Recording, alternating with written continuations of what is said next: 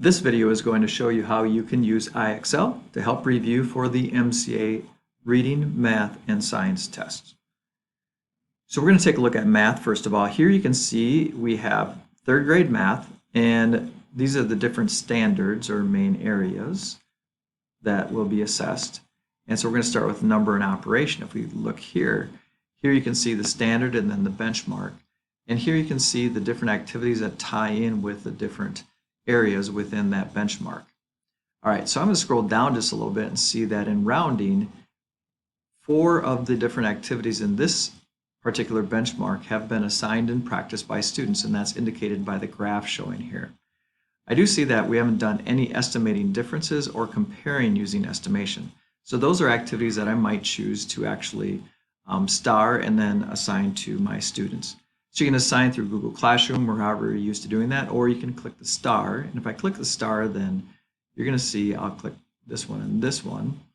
Then on the student view, this is a student view, you're going to see that there are 8 skills suggested by your teacher. So anytime that you star a skill, it shows up here on where the student signs in learning and recommendations. They have this little link that they can click on, and they can get to any of the activities that you have starred as a teacher for them to practice.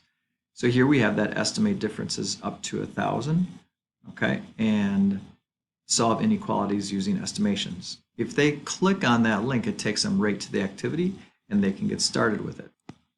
We were looking at math. You can see that these skills are also aligned for language arts, and we have literature, informational text, foundational skills, writing, and language skills.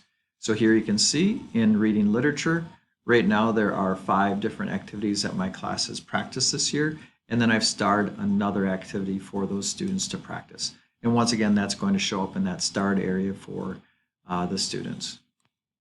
When you sign in as a teacher, it automatically takes you to this page where it says Analytics and Dashboard.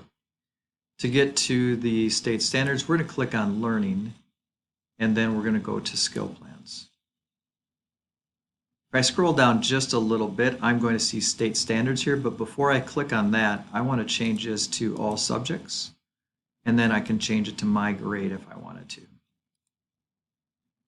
Now I'm going to click on state standards, and here I can see third grade, and third grade, but I want that to stick.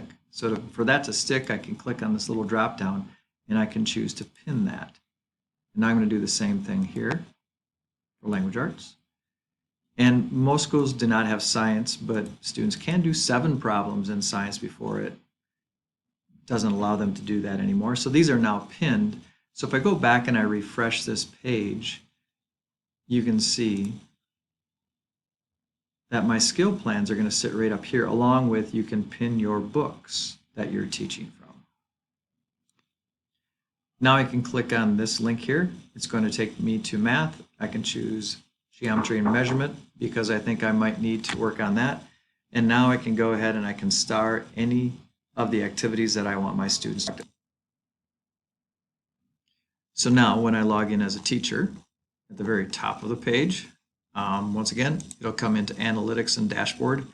You're going to go to Learning and then Skill Plans. And then you'll see each of the Minnesota Academic Standards are at the top of the page, along with the Math Expressions and Journeys books if you've pinned those. So good luck, and let your digital learning coach know if you have any questions.